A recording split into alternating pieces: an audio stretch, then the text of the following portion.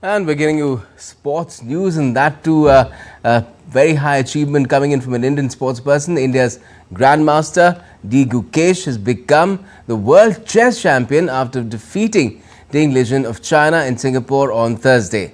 Gukesh beat Liren in the 14th game to secure the title. Earlier, the duo played out a draw in the 13th game to remain level at 6.5 points each. Both grandmasters had won 2 games each, while the rest of the matches had been drawn. This was the last opportunity for Gukesh to clinch this clash, because after this, the 15th game, the matter would have been decided by sudden death, and that too in a fast-paced manner, which is said to have been Ding Liren's strength. Let's get you more on this historic win for Gukesh in India. We have my colleague Narayan Singh joining us from the newsroom. Narayan, tell us how it happened, because I believe that even this game, the last one before sudden death, was heading for a draw. Definitely it was heading for a draw, but Ding Liren did we can say the blunder in the 56th move when he offered to his rook, and that was a blunder, and after that he lost the game and he surrendered. All in all, a fantastic chess by Gukesh here at the age of 18.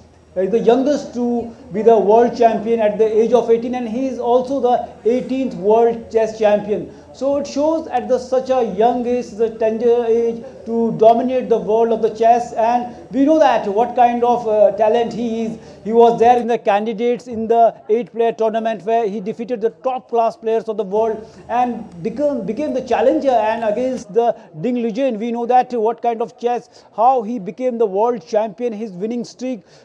Great achievement by Gukesh here. And to put more light on this, I am joined by Mark Lin. He will give a perspective, a detailed analysis of this. Mark, what was the blunder? What in the 56th move, what Ding Liren did? Exactly what happened?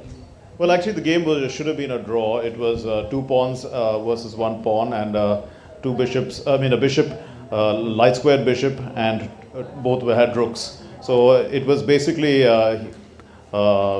Liren just had to keep his rook in one position, move his bishop right up and down the diagonal, and he tried to exchange the piece, and that unfortunately for him was a huge blunder, because as a result of that it put his king out of the path of the 2 pawns that Gukesh had. One of them was definitely going to queen, and as a result of that he had to resign, and hence he lost the game. Yeah. The whole tournament, right from the game 1, we saw that it was thrilling. At one point of time, it was looking like that Gukesh was dominating. Then Ding Liren, after that, he also came back, bounced back, especially in the 12th game with white pieces when Gukesh won the 11th game. So, do you think that the way Ding Liren totally played throughout the tournament, kudos to him also? Well, Ding has been through a little bit of a setback. He has been one of the top players of, many regard him as one of the greats of the game. You know, he was a 2800 player for a long time, second only to Magnus Carlsen when Magnus Carlsen was world champion. And he was always knocking on the doors of being world champion. He had a very long streak of classical games going unbeaten, over 100 games. Only he and Carlsen are the only 2 players in the world who have had that achievement. And we saw glimpses of his ability, especially in game 12, when you know, he produced a miracle, and it was one of the masterpieces of this chess match.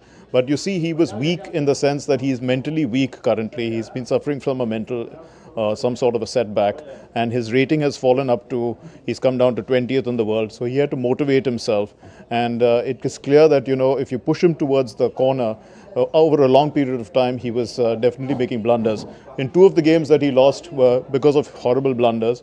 Otherwise, he played flawless chess in much respects, and many would regard him as, you know, a champion despite that. Mark, playing with the black pieces is always a disadvantage in the language of chess. And in the 14th game, we saw that the way Gukesh was playing with the black pieces. But in 2010, as you know that when Anand was against the Topalov in the 14th, when the last game, he was also with the black pieces and he also won that game. Do you think Gukesh took inspiration from his master in that sense? Absolutely. If you look at this particular match, we can see that the first game, Gukesh lost playing white. You know, I mean, so Ding won playing black, and he won the last game. Gukesh won the last game by playing black. So it was like a revenge for the loss of that first game in a sense. So black has won in this tournament twice. Two of the victories have come from the black side, which is quite rare, at this level. Because first of all, they have a lot of preparation into every game, and they have the time on their side. They looked at various variations, and they've sort of worked out each other's game. By the time 14 games you play, you basically are inside the mind of the other player. You know how that person thinks, and so it is very difficult to presume to get a result. And so you have to weather them down, and this is also seen with the young players of today. You know, they push till the limit, and this is something that is good. That earlier in the days they used to just probably when they saw a draw, they decided that it is a draw, and by 3-4 repetition decided that it was a draw. But players of today, they push till the end, and we saw this also of Carlsen when he was world champion and he defeated Nepomniachtchi. He pushed him to the limit and won a game in over 100 moves. So this is the same thing that Gukesh has done to Ding today. So the Gukesh, the way he played at the age of 18 and become the youngest world champion, and it's a historic thing, and we can say that the Indian chess is dominating and it is shifting from the Europe, from US to India, the way we are young generation of players we have. Gautam. Would you say that 2024 will stand out as a landmark year for Indian chess, Narayan? Definitely, it's a landmark here. After Anand, we all are waiting for who will be the next world champion. Everybody was asking this. We have multiple we can say the stars in the Indian chess right now, whether it is D. Gukesh, Pragnananda, and many more names, especially Iragassi also there, the way he plays, we can say genius. So Mark, how you define the Indian chess scene right now? Many young players, whether it is female, Olympiad also. India is clearly the Soviet Union of the old.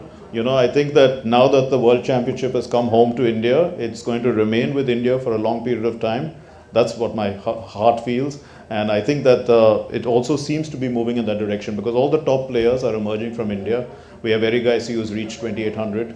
We have Pragnananda who's, beaten the best players in the world. He's not going through a bit of a lean patch currently, but he's beaten everybody. So he's also knocking on the doors. So all these guys are potential world champions, and they're going to give Gukesh a run for his money. They are also of the same age group. Gukesh is the youngest actually of the lot. He's 18, Pragnananda is 19, and Iragassi is 20. So the next world champion, are you seeing that it's India versus India? India versus India, it looks like.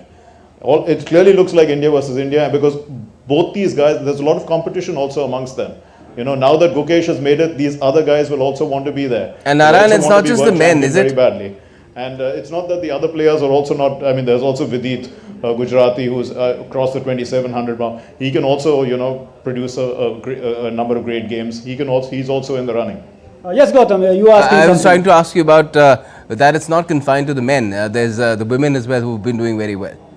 Definitely, as you mentioned about the women's chess, there are fantastic young women players. We saw that in candidates also. There are many women's Indian players who are dominating there. But we are hoping that the way the chess is going around right now, the women's are not far behind, and the next candidates champion we can also see from India. Mark, your take on the women's chess? Well, clearly the game is now, because of the online chess, it has expanded, and there's a lot of interest online, especially if you look at this particular match. It was watched across streams, millions of people were watching, and many of the commentators were women international masters, ex-women grandmasters. There's a lot of interest in chess amongst women, and India, we are the current Olympic gold medalists both for men as well as women. So our women's team is currently at the top of the world. There are a lot of young players here as well. Right now the Chinese are, the world champions there, but we've beaten one Chinese world champion.